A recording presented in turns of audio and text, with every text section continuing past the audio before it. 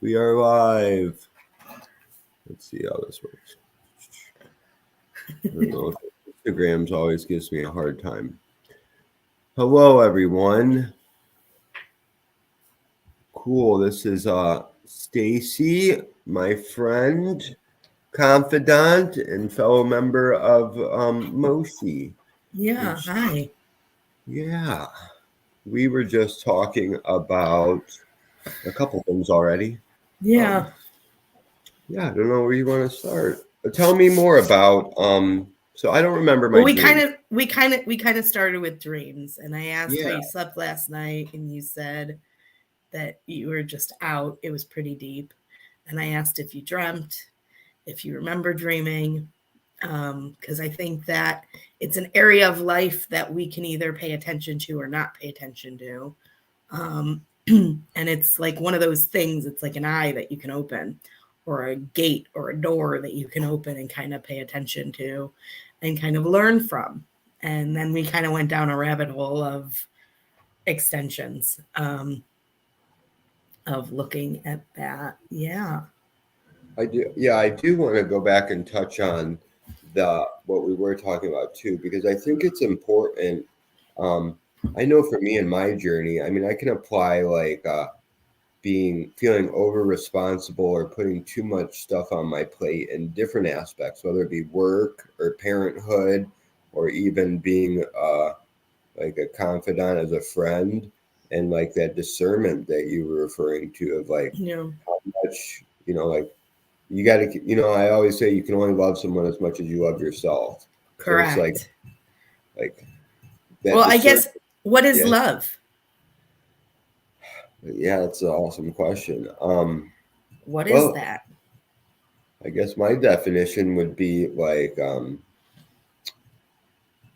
being like caring enough and knowing how to let someone be without putting my shit on them, and holding space for them to like so how I it's like with my children, my love is like I let them bump their head, but I'm there to give my advice and guide them and love them no matter how many times they bump their head.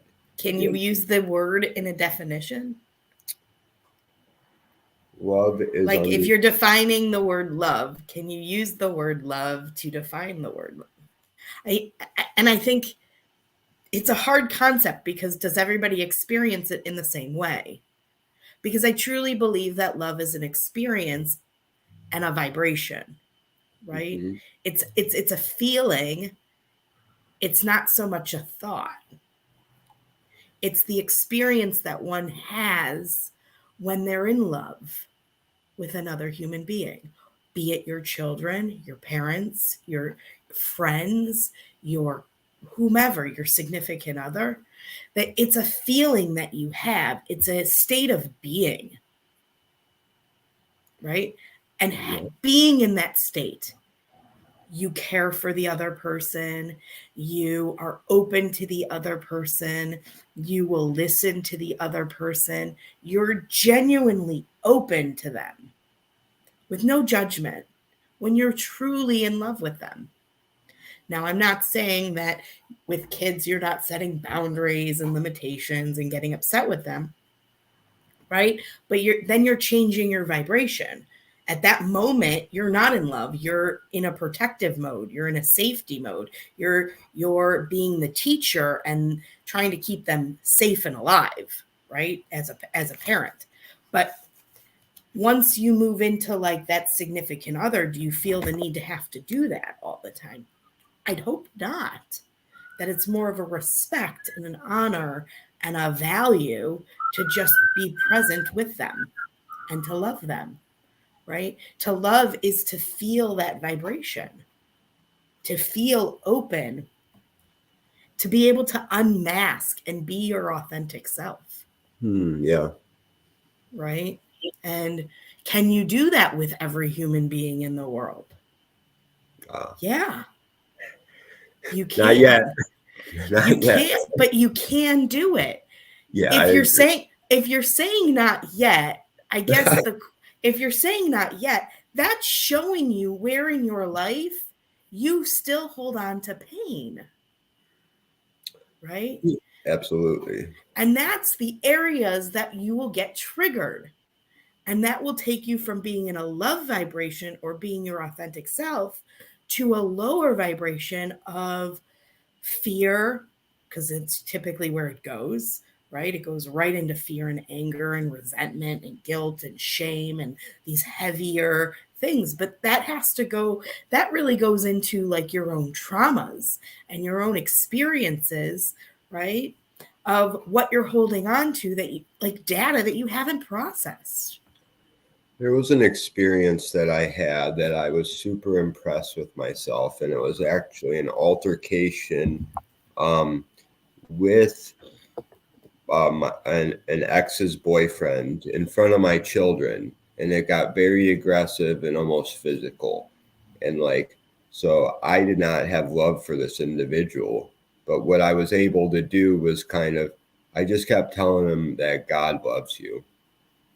Like, I'm like, I'm not going to do this, and God loves you. And it was extremely hard for me. And I wouldn't say that I exactly love this person, but I was able to get outside myself a little bit and maybe use the third party, you know, the Most High to put a barrier, but still try to send that encouragement and love to someone. In my mind, I was just like, what do I want my kids to hear me say while this person is being very demeaning to me, you know?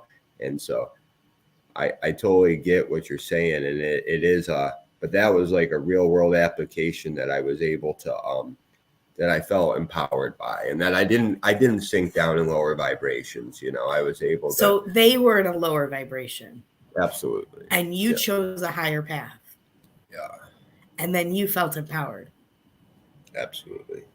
And that Yep. person, you have to love them because they taught you that lesson. Yes, I think I like yes, my biggest triggers are my biggest teachers. You know, them people are, you know, actually very valuable to me because they help me fine tune my receiver to stay on the high vibes, you know. Yeah. But yeah, sometimes they're I mean they're Sometimes always they're fine. doozies and they can be heavy, but that doesn't in just that sometimes the heavier it is, the greater that challenge, the greater the reward when you choose a higher vibration. Yes. And I will say the rewards, and not that you're doing it for any reward, but the reward is self-empowerment. It's choosing, and this is where like manifestation really comes into play, right? Because you are choosing that higher vibration, which then you are choosing that path in life, which then brings you towards your highest and best results. So whatever it is that you're looking for, you're choosing that higher vibe, which gets you to what you ultimately want, whatever that is. That's where manifestation really takes place, is through your experiences and your choices and how you're vibing. Are you attracting that in which you want? And you can only do that when you're vibing really high. Absolutely. Well, yes, what you want. Yes. I think it's important because I hear a lot of talk about manifestation, and I just always feel like I need to make the point that there's nothing that's not a manifestation, right? Yes. But I think what you're referring to is like deliberate creation. You Yes. know, am I getting in that receiving mode of the vibration that I want? And then the things that come to me are pleasant and loving, and there's still the challenging ones, you know. But you can Well, get out ahead of it, you know. It doesn't I have to don't be think so. there's any way out of not going through the waves, or and that's kind of what I call them, right? Of the highs and the lows. If you look at your heartbeat, right? Your heartbeat is up and down. What happens when it's flat? You're dead, Right. right? So life has its up and downs. It's learning how to get through them easily and smoothly, right? That you are feeling it, right? I'm never telling people not to feel their emotions and to get into it. It's the choices that you're making when you're in it, right? Like the example that you just used with, you know, your ex, right? You made a choice, even though you were angry and frustrated and you were feeling your feels, you still made a choice of that higher vibration. Absolutely. Whether it was for the modeling with your kids or not, you still made the choice of a higher vibration and you felt empowered. That's a good. I want to ask you, how have you been able to put that buffer time in between? Oh, that's a Uh, great question. yes. Yeah. So I guess that goes into my background, right? As a board certified art therapist, in Okay. order to maintain my board certification, I have to do continuing education, right? So every 5 years, I have to do 100 continuing education hours. Well, I always look at ways to for self empowerment and self improvement. So oftentimes I will take classes specifically that will help me and my self care, right? I want to say probably like almost 10 years ago, I took a certification course in mindfulness, and it was based off of John Kabat-Zinn's ideas and his philosophy of mindful based stress reduction, right? So it's MBSR. And his philosophies are very, um, I want to say, like he studied in China and he studied on pain and he took this to people who were dealing with a lot of pain and getting them to relax and be in the now and focusing on this moment, that it's the only moment that you ever have. The past is the past, the future hasn't come. The past only lives if you every time you travel into the past and think about moments from the past, you're going to be depressed because you're going to always think about what I could have done, what I should have done, what I didn't do, right? Or you're going to think about the times, the better times that are behind you. It doesn't exist anymore. It's over, right? And the future hasn't even happened. So planning and creating in your head and focusing only creates anxiety in the body. And people live in one of those two spaces. Very rarely are people actually living where they are in this moment.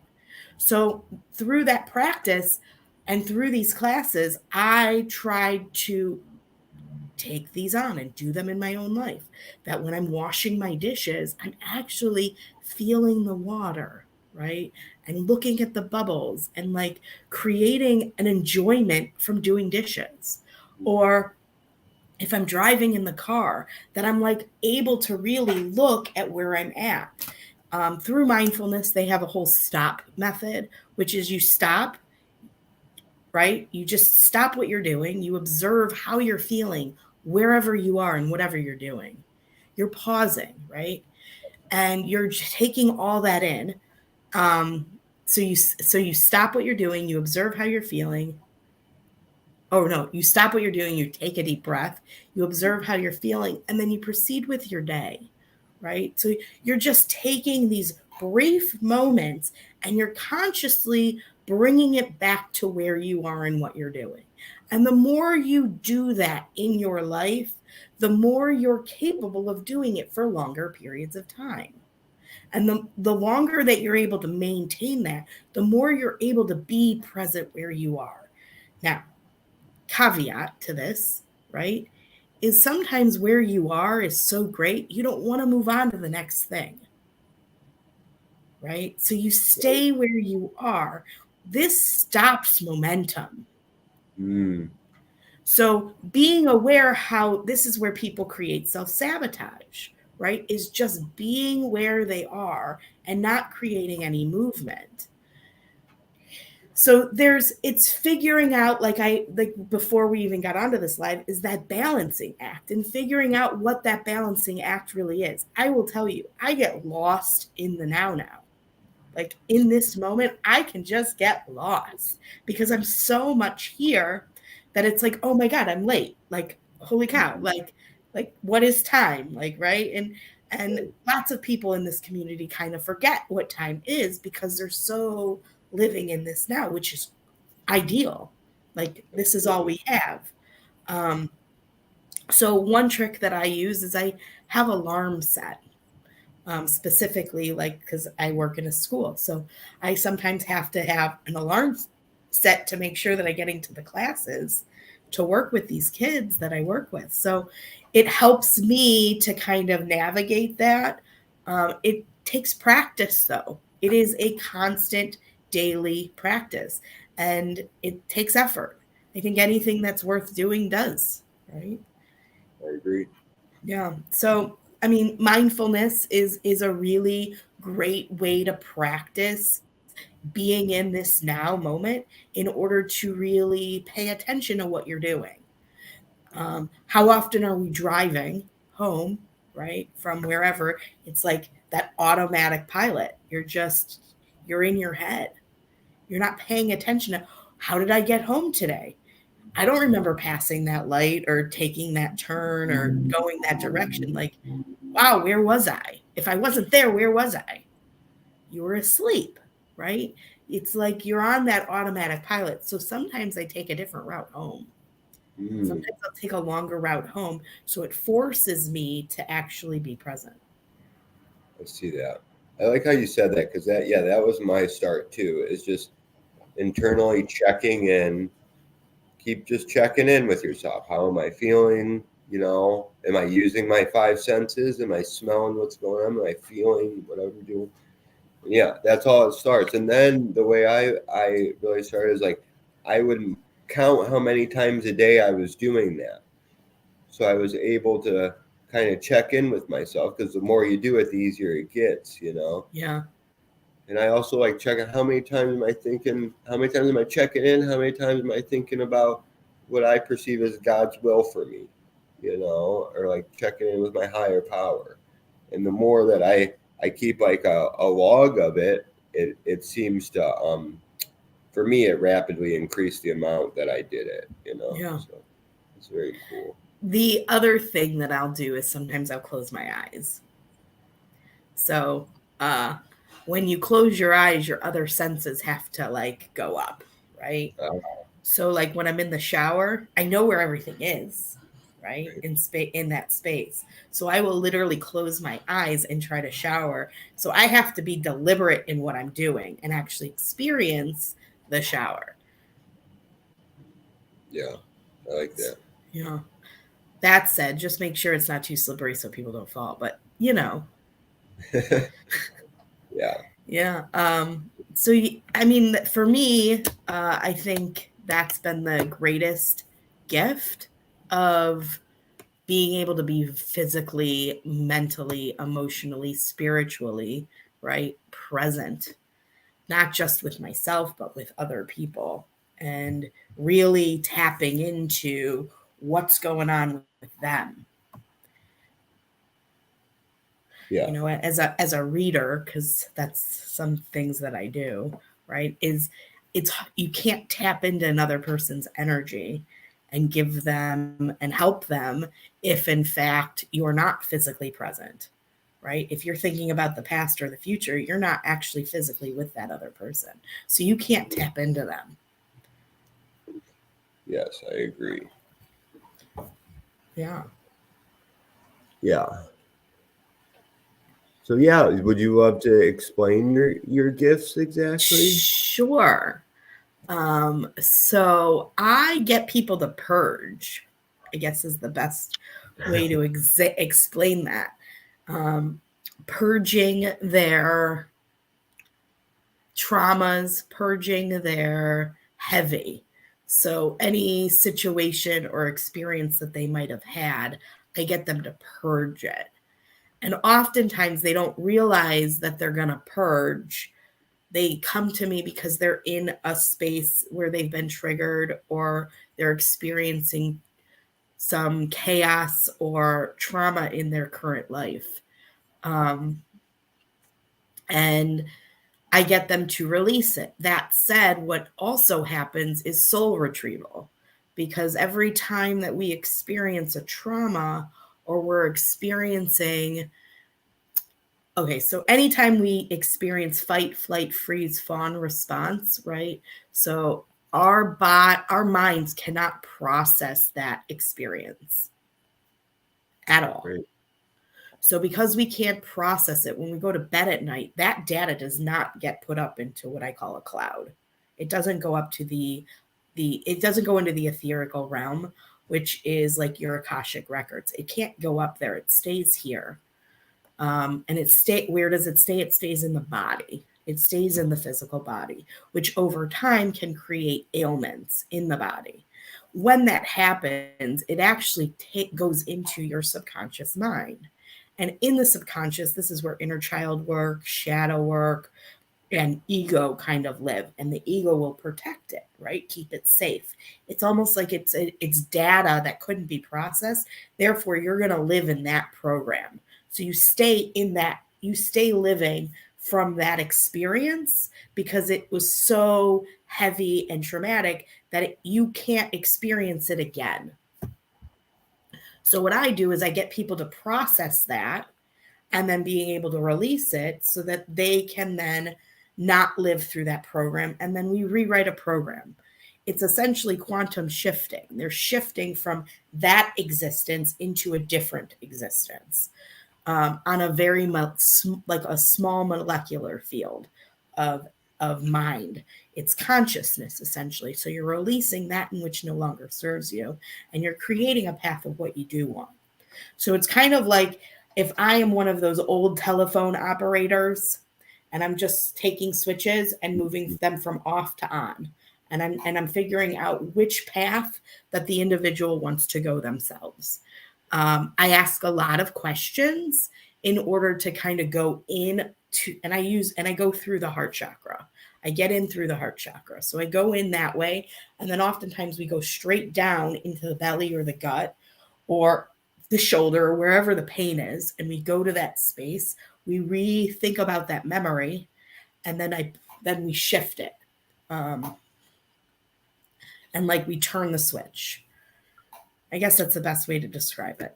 And so I want to ask you, so I have this theory I've developed about myself, I guess, and so when I was growing up, I was put through a lot of stress, like intense situations, and then my mind would disassociate during these times, and it was pretty frequent. But I feel like humans are always collecting data, no matter what state we're in, right? So as I'm kind of in a consistent disassociated state, like I'm gathering data, and I think that's part of that data collection. I think is part of what makes me me and gives me my gifts, perhaps, because I don't know. So I don't know what I'm asking, I guess, but like, what happens when I release it? Who will I be if I release that? So you think it's like you think I've developed that theory as like a to make myself feel safer? Yes. I don't. Yes. Because, well, to some extent, probably, but to another extent is if I am not this wounded child, who am I? If I am not this wounded person, what is going to be expected of me?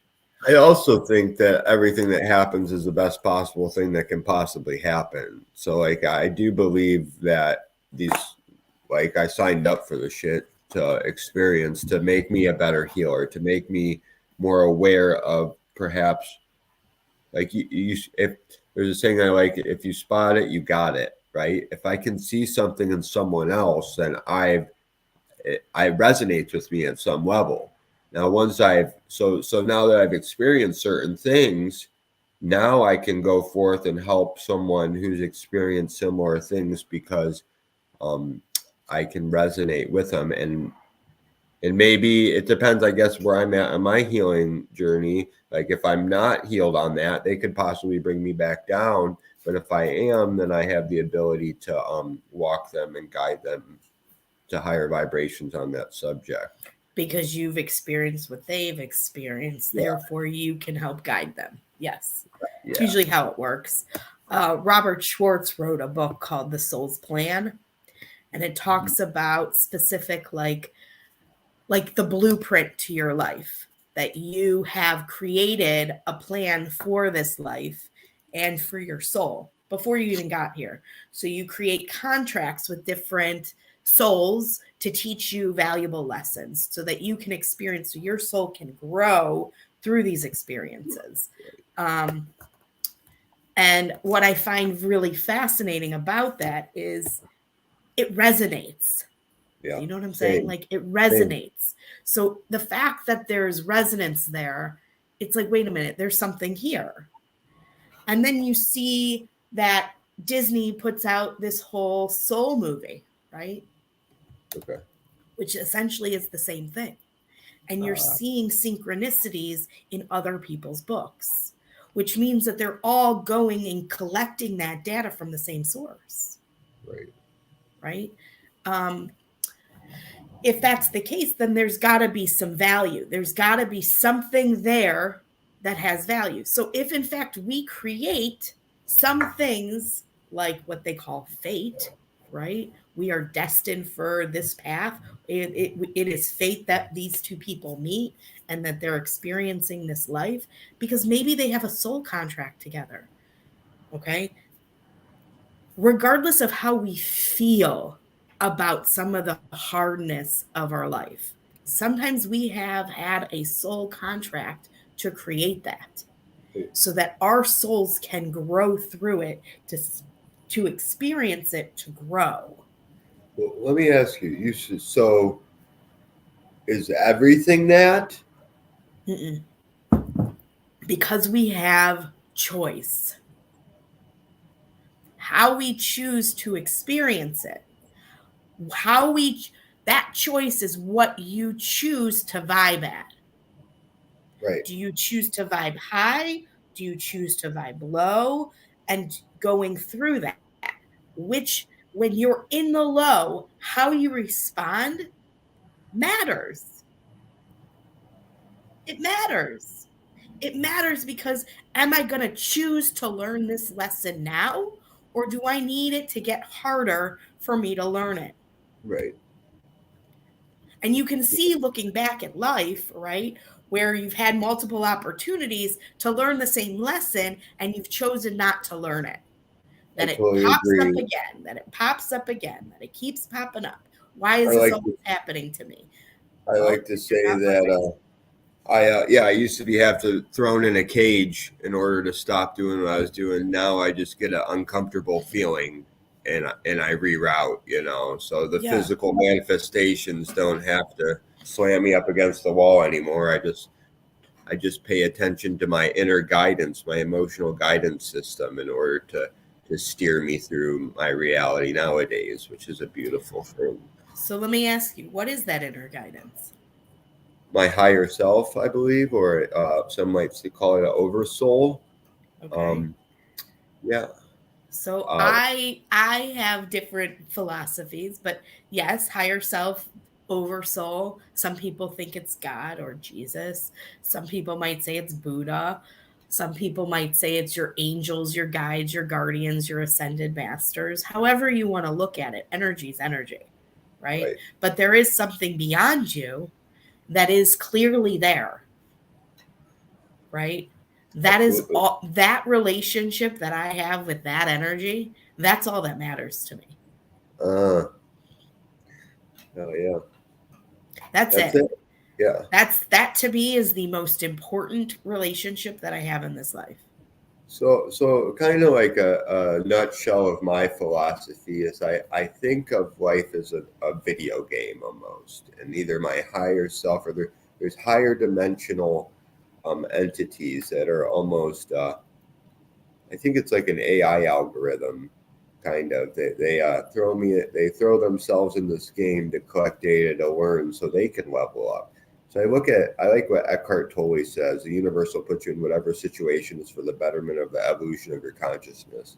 So I'm here interacting in this 3D reality, like just learning and evolving all that is. I have a good friend who says we're just taste buds among God's tongue, right? And I love that because I think through our experiences here, we're evolving the whole collective of everything, all that is. And so I can choose to ride that high path that my inner being is already riding. Anytime I experience anything, I think I send out rockets of desire. I've heard it said, and my higher self is automatically living that, right? But and then it talks to me through my emotions, right? I say, like, if I'm thinking about a situation and I get an emotional response from it, if it's something like you talk about the emotional guidance scale, right? Mhm. And yeah, it's up to me if it evokes emotion that I don't like, I need to change my perception of the situation to find better feeling emotions around that situation, and that's guiding me more in line how God or my higher self sees it. So it's my perspective change that allows me to change my emotions to the situation. And the better I feel, a good life is a string of good moments. So my goal, like, of course, I get knocked back down, but it's, how many times you get back up. And so that's kind of my philosophy in a nutshell. Like, I make it fun. Life's supposed Yeah. to be fun. Well, our higher selves just want us to experience joy. Yeah. But when you were talking, I was hearing the Chumbawamba song in my head.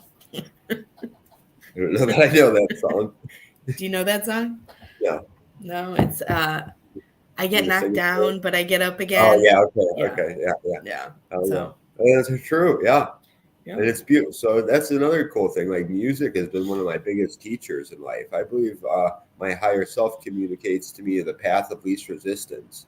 And God, how many Of times am course. I going through life and I need something and a song comes on and the lyrics just, strike me to my core, and I'm like, oh, that's exactly what I needed to hear.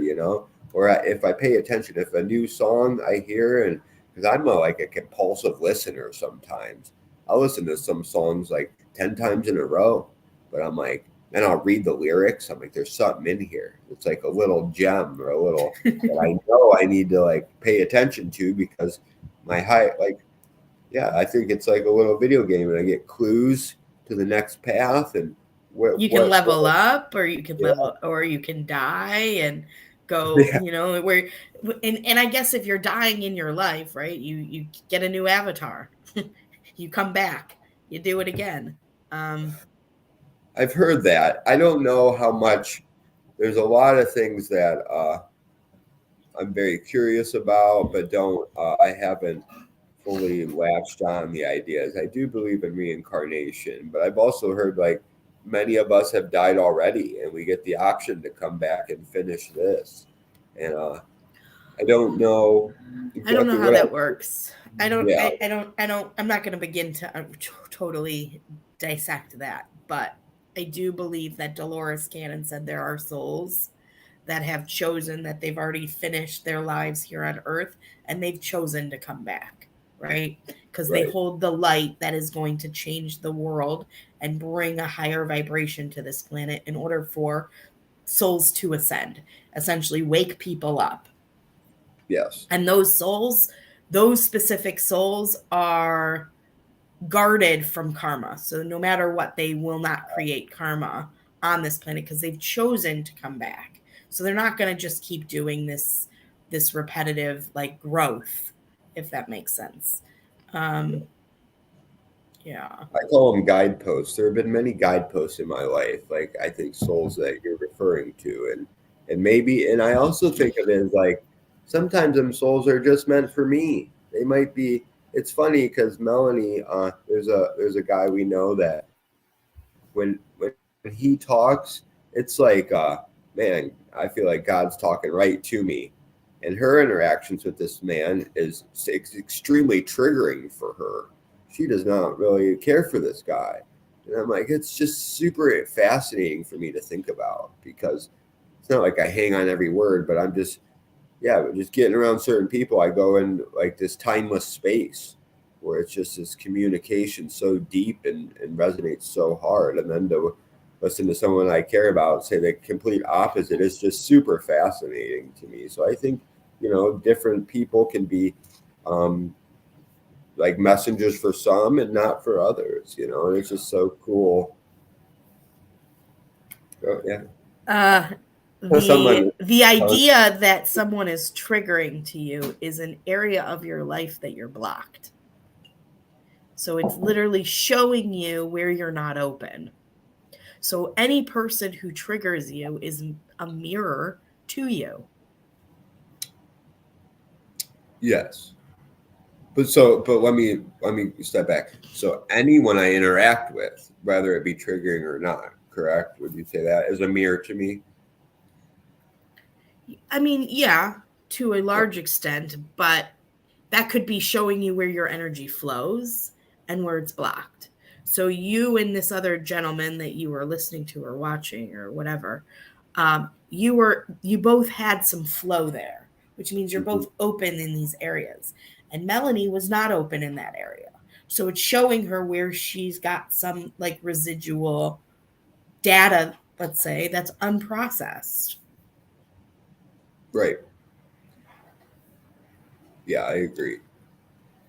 I mean, I think mindfulness helps with that because when you can slow it down and then you can go in, right? You can figure out what is unprocessed and you can process that data yourself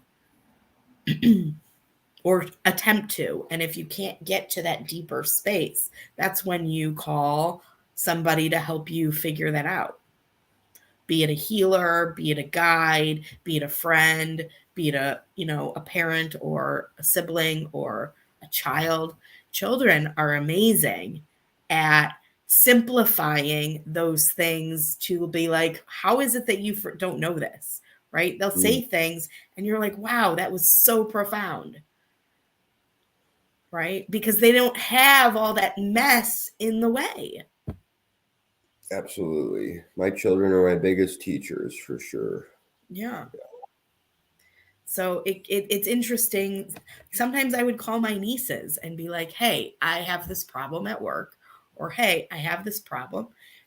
Can you help me sort it out? And they're like, yeah, sure. And they love it because they feel like they're empowered, that they know something, right?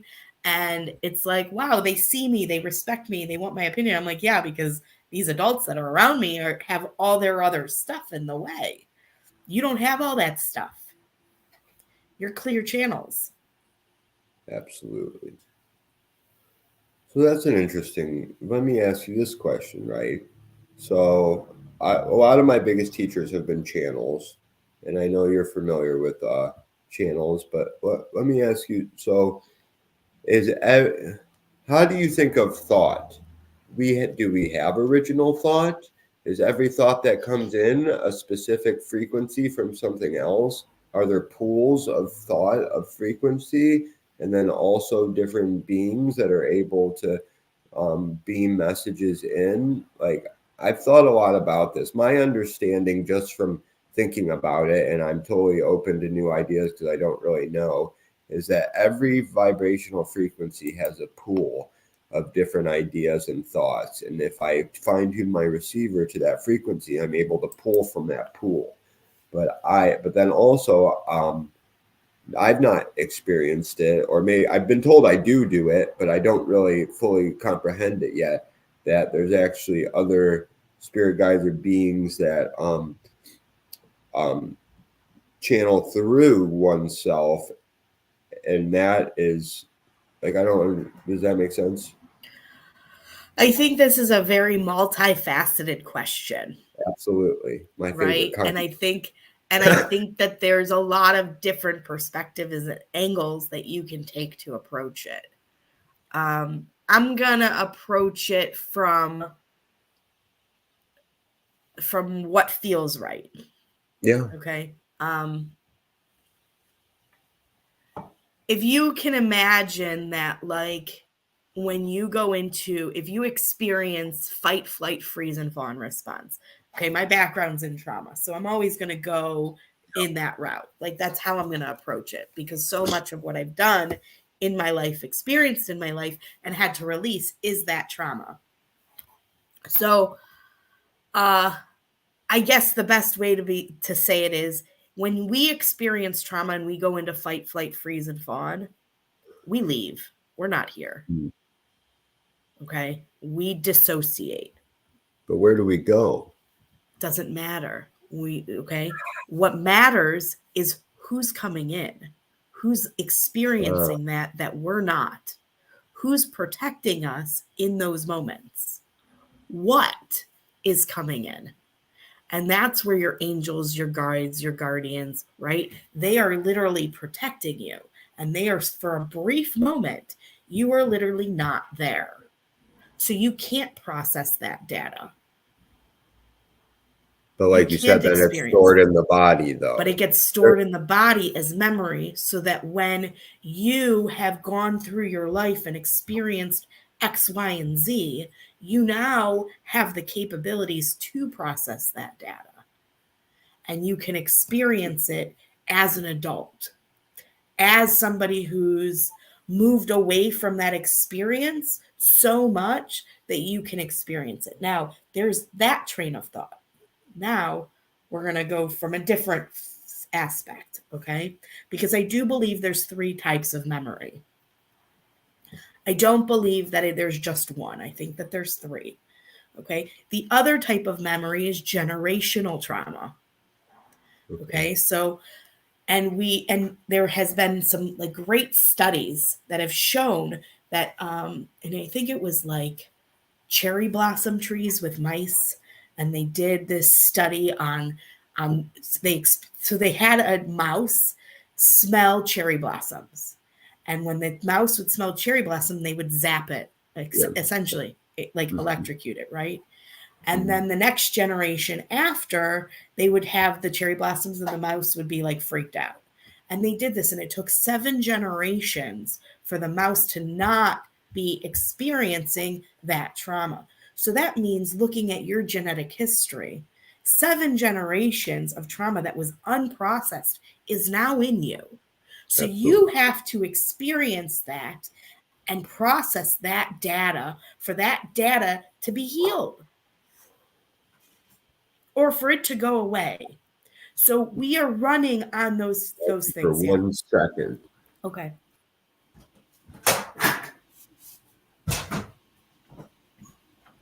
I had a mirror on my door reflecting the sunlight right on me. So I had that's the worst. That's the worst. I close the blinds because the sun comes in right now, essentially. So that I actually have heard that study, and yeah, that is so powerful. And that is something I'm gonna definitely. That's so intense to think about, really. Well, it's very intense. Now, when you're thinking about communities, right? Yes, so we're looking at the African American community, right? It's been less than 7 generations since there were slaves in this country. So they are still experiencing that trauma. That trauma for them is very real. And what some people, like in the white communities, don't understand is they are still experiencing that in their everyday lives. Those are still playing out. That fear is still in them. And we're not doing anything to help it. We're just ignoring it. Like, and that's not okay. Okay. Then we also have like my dad and like half of my life and half of my genes are Jewish. So the Holocaust is real in my body. Right. Okay. So that is a real fear that exists in my makeup. So can I release that? I'm doing the best I can. Right. Like, but it's part of who we are. So understanding how to process that data, that is intense and heavy, right? These experiences. So looking at like life and that data.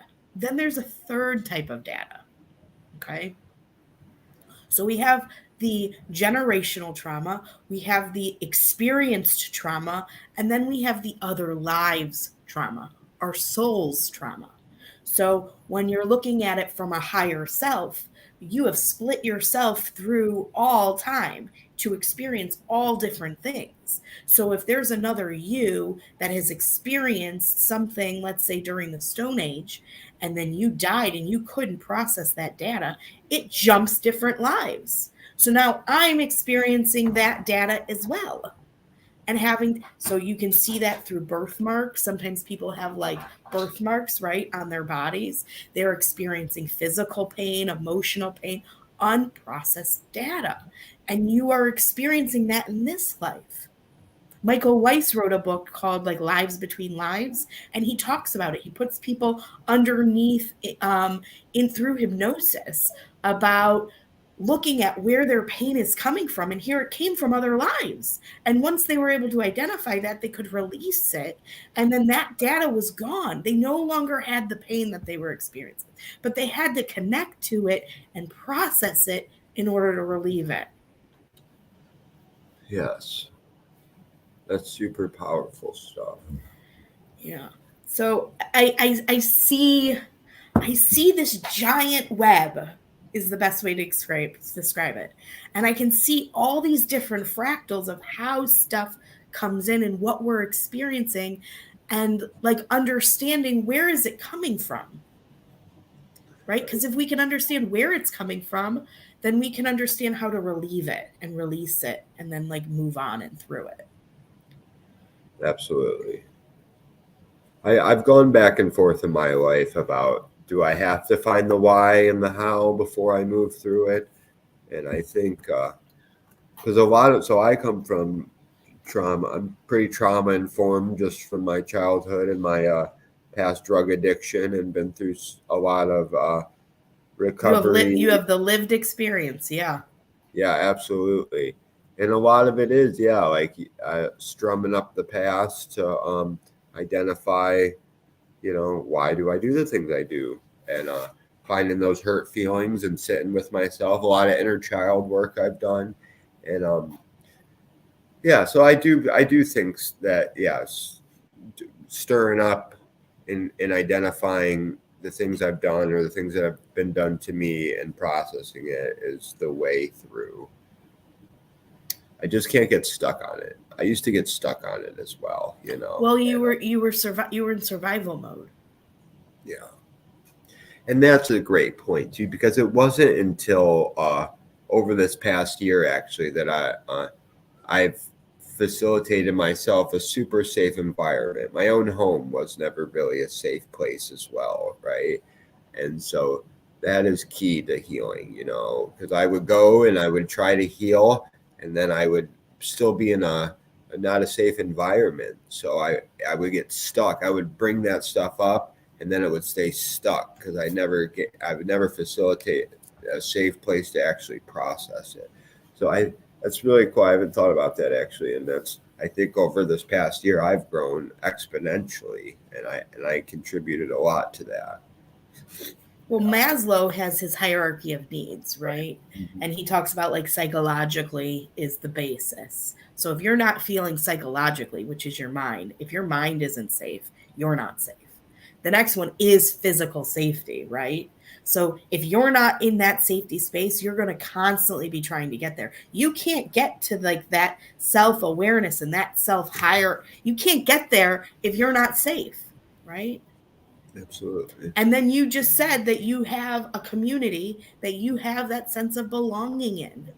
You feel connected to other people, right? So as you move up on those needs, right, your needs become more focused on how you're feeling, like your self-esteem, right? And then what you're thinking and how you think about things. And it just keeps going and building up in those needs. So just being aware of what it is that you're needing when you're needing it. Absolutely. Yeah. And I have not, so I've been somewhat resistant to sit down with you, Stacy. I know. And listen, it's okay. Well, yeah. I do not take anything ever personally. And I want you to be aware. Hold on. I want you to be aware of why you're resistant. Okay? Is because you, okay, have an idea.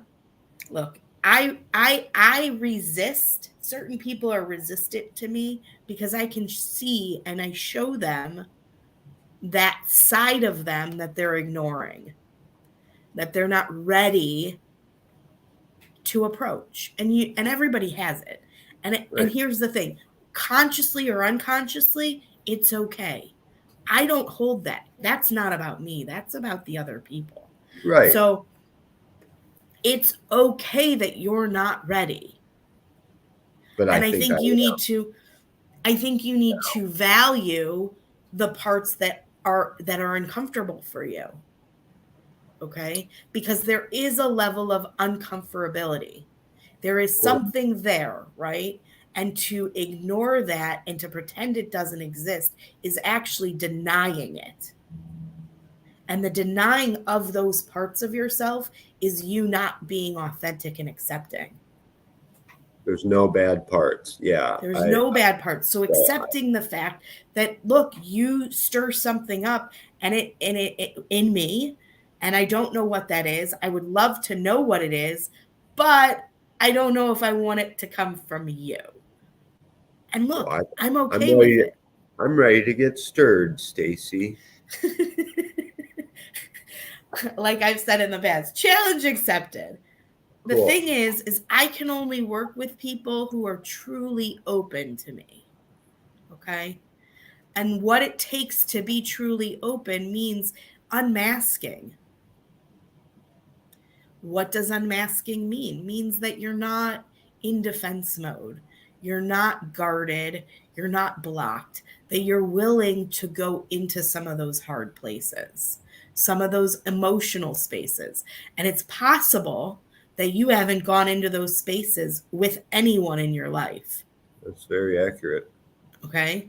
Because it hasn't felt safe. And it hasn't felt that you could do that with anyone. You didn't feel comfortable or whatever it is. But that's where I go. That is Okay? a super accurate statement. I've never ever really let anyone fully In. in or felt comfortable. Right. So that's what I do. And when people avoid going to those spaces, I see it, I feel it. Does it feel good? No. Do I like my gifts? No. But I've leaned into accepting that that's who I am. And like, I can't, you don't get to choose what your gifts are. I mean, I didn't choose this path. It's just what I have, and this is who I am. And I'm doing the best I can to figure out how to not be people's triggers. But I've also accepted the fact that I've been a trigger to people in my whole life. That's why I'm here. I am here to trigger people in order to heal, for them to wake up, for them to ascend and shine their light on other people, to heal other people so that it can create systemic healing. Like, I've accepted it for the most part. Does it take me down sometimes? Absolutely. Sometimes it's really hard when I'm the person who's triggering my husband or I'm the person who's triggering my mother. I don't want to be that person. But at the same time, like, I'm a mirror. I'm going to show you what's unhealed in you. That's my role, good Absolutely. or bad. Like, so otherwise it will physically affect me. If I don't speak my voice, my throat starts to hurt. If I feel it in my gut and I don't say something, I get terrible indigestion. Like, it starts to attack my body. I can't have that. I need to give it. And what's crazy is, in the last year, you're talking about like how you've become awake. I've experienced that tenfold. Like, I've gotten sicker, like, because I'm not speaking certain things or saying certain things. My stomach has been like in knots at times. I've felt like having cough attacks like affect me. You've seen it during meetings like at MOSHI, right? Where I'm like, I gotta say this. I can't not say it. I don't want to take it home with me. As like, I'm super empathic. Like, I can feel and sense and like everybody and anything around me. But that's why sometimes I go into my phone. I just have to disconnect it. Like, I just Uh, have to, for a moment, just step out, because it can be super overwhelming. I took Tony's first series of shamanic healing. And a couple weeks ago, I went on his a class of his, and he was telling me to open my eyes with the kids that I work with. And I was like, I've never thought to do that. Okay. Right. Like be open to them. And I did that. I've done it many times. And I was like, holy cow, I don't know how to close them. Like so I open them when I go to work with the kids, and I forget to then close them. Right. So I'm walking down the hallway or I'm working with a kid, and it's fine. Like, I think it's great because I can really tap into them in a whole new way. It's very cool. But if a kid over on the corner is crying, all of a sudden tears are flowing through my eyes uncontrollably. I'm like, whoa, wait, this is starting to look weird, right? Like, people are like, are you okay? And I'm like pulling his energy so that the kid doesn't have to experience it. And I just pulled that energy unknowingly because my eyes are open. Right. And then all of a sudden the kid over here is crying. So I'm just moving the energy around the room. And then all of a sudden this girl next to me is hysterically laughing. And then this kid over here is laughing. And I was like, and this other staff member that's in the classroom is like, what the hell did you just do? I said, I have no idea. For those I don't know. For those who don't know, the eyes are similar to the chakra system, is what right. she's referring to. Yeah, thank you for that clarification. Yeah. But the idea is like when you're truly open, you're sensing energy, you can then alchemize that energy and shift it and change it into whatever you want. And it's fascinating, but at the same time, like, what am I opening up?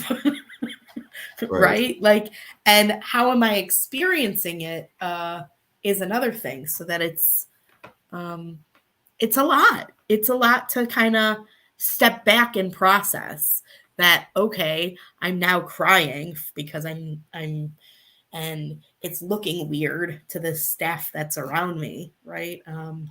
Then you get their weird emotion feelings coming in too. Right. And it's like, now they're judging me, and it's like, ugh, like that's heavy. And then now they're thinking that I'm even weirder than I already have been with them. And it's like, okay, so it creates a non-safe environment for me, right? That I should probably not be my authentic self in all of these spaces. However, with the kids, it feels pretty cool. So it's, for me, I guess I'm learning discernment in what spaces to allow myself to do that, in order for myself to emotionally feel safe in that space, that I don't close up. Because for a long time in my life, I did close up, right? Because I didn't understand my gifts fully. And similar to you, Pat, like, you go through these horrible experiences as a kid, and you grow up and you're angry, you're frustrated, and you block everything out and you do self-destructive behaviors. I was no different. Right. I was no different. And it's coming out of that and accepting that, okay, I am a culmination of my choices, not my experiences.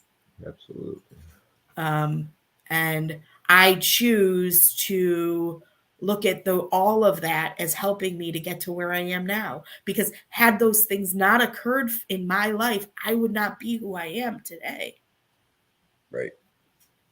Like, yeah. I want to say, it's been very cool watching you interact with other people, because I'm still on the discovery of what my gifts are and how to harness those. And it's just so cool to see people. I think we're similar in a lot of ways. Yeah. And so it's really cool because it gives me and I just love your confidence about, like, you know who you are and you know what you do, right? And I don't exactly have that confidence yet. Although I know we all have our power. And so I just want to give you kudos for being you, because it does. I see you helping people, and it helps me, and it's helping me step more into my power, for sure. I think that's the only choice we have. Perhaps there's many choices, I would say, but what other choice do you? What other choices do you? What other choices are there? I mean, if you're saying that there's other choices, I could say hi all the time and not give a fuck, or I would get care. But I mean, aren't you then living? Aren't you numbing yourself through life? Yeah, that's what I'm saying. That's the other choice. Like, I can stand in my power or I can run from it, because I think a lot of my fear is surrounding my power. I'm a fear of success, so to speak. Like, uh, deep down, I've always known that I'm me and that I can accomplish great things, and that I think my presence alone has an impact on people.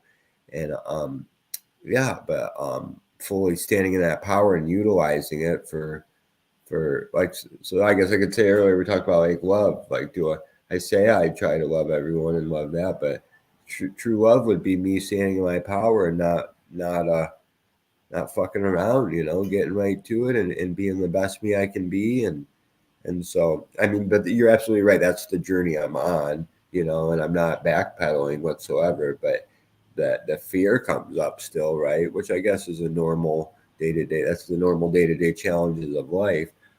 That's unprocessed data. Yeah, fear. Yeah. Yes. Yeah. So yeah, and this is another reason why I'm starting to do this little podcast thing. Like, there's so many avenues of things that I want to pursue, and I've been lacking. But like, yeah, I'm healing that unprocessed data, and it's opening up that fear's shying away, and it's and so I'm doing the things that were normally being hindered by that fear, for sure. Well, I will tell you that, like, I have. So, anytime that I give a presentation or anytime that I stand in front of a crowd, I usually know exactly what I'm going to say and how I'm going to say it. Right. And like, have an idea of like a structure. So, doing this was totally outside of my wheelhouse and level of comfortability. But I have learned in the last few months to lean into that discomfort to ascend, essentially. That the more likely you are to lean into these things that make you uncomfortable, the more likely you are to open up new pathways of thought, new pathways of living and believing, and having faith that no matter what, you're safe. Safety is a feeling inside, not outside of ourselves. Agreed. And feeling and leaning into those things that are scary actually have gifts and are great, and like empower you in levels and build on your own confidence so that it's easier to approach the things that are hard to approach.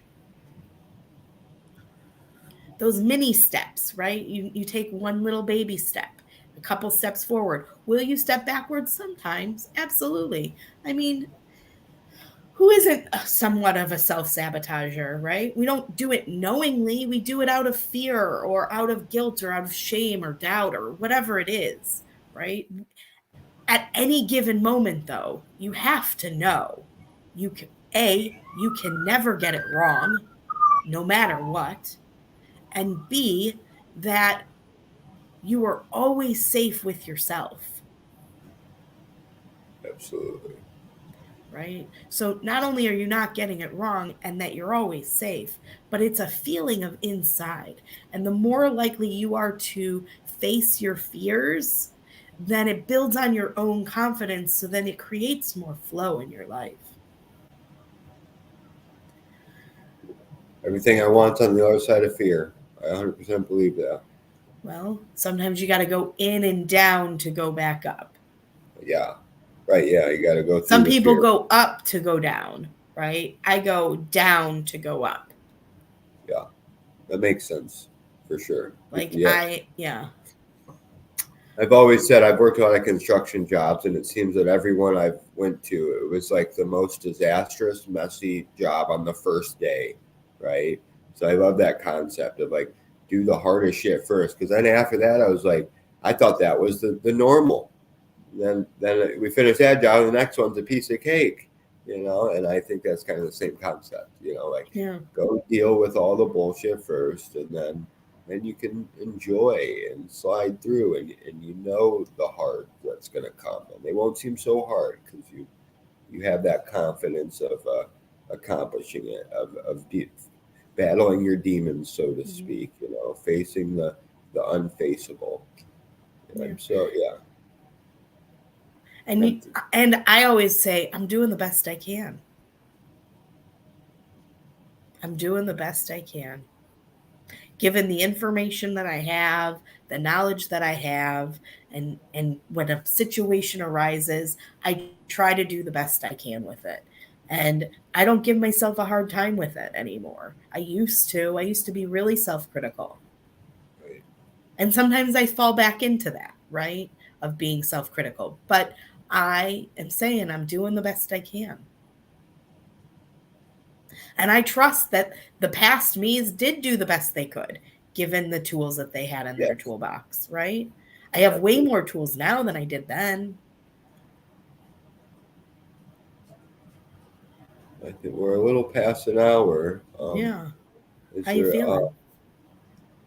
wonderful? I'm so happy that I'm doing this. I'm so blessed that you came on. And I just Yeah. love getting to know people, and I I think, I'm convinced that someone. I mean, we've had a consistent at least 5 to 7 people the whole hour. So it's people are listening, and people are waking up, and people want to hear people's perceptions and their life stories, Mm. and I think it's beautiful that we have a spiritual community, but I don't know that a lot of people do. So I'm just trying to get the word out and just let people know they're not alone, and we can do it together. And it does take a community. And just because you fucked up in life doesn't mean nothing. We all fuck up in life. So it's like, it's just we keep on trucking and love one another and find our gifts, find our passions, light that fucking fire up and go have fun. And I think that I'm doing it. And I just, you got to be the change you want to see in the world. And like you said, if you're living in your truth, we reverberate them vibrations out, and that shit's contagious, you Sure know. is. Yeah. And and so, yeah, I'm feeling awesome. I love that you're doing this. You're stepping into a power of yours. And I think that that's wonderful. Even though you've been nervous to do it and like dragging your feet, I think it's a beautiful thing that you are stepping into your power. You have a really strong voice. And I think that the more you use your voice, the stronger it will become and the more stuff that you can pull through out of it. Um, Thank you. I think that the two of us are very similar in that way. I use my voice for healing, and you're using it to create awareness and like have people also use their voices, right? And I think that that's awesome. I do come from a mindset of like I think we're as sick as the sickest person. So the person the one who's hardest to love needs love the most, right? So Yeah. yeah, creating a space where people feel safe is super huge. You know, Yeah. is there anything specific you would like to say to anyone or plug anything or? Sure. I mean, if anybody wants a reading with me, they can go on healme.com and find me. My name's Stacy Bletcher, and I'm listed there. So, yeah. Super cool. I'm gonna end the live stream, but stay on because. Okay. Oh, well, let's see. We got David said 2 of my favorite people. Love you. Oh, I love Love you him. too. He's a great person. Absolutely. Amanda said good morning. Melanie. I love this topic and conversation. Learning and practicing mindfulness was my first thing that's really impacted on my healing journey. I Yeah. think it's a must. My buddy Mhm. Matt said, "Hey Pat, it's always good to see you another day." Fuck yeah. Jane, thank you. Thought provoking, loving, kind. Oh yeah. I love all you guys. So thank you for commenting and tune in next week. I'll have another interesting human on to discuss God knows what. So, Thanks, everybody.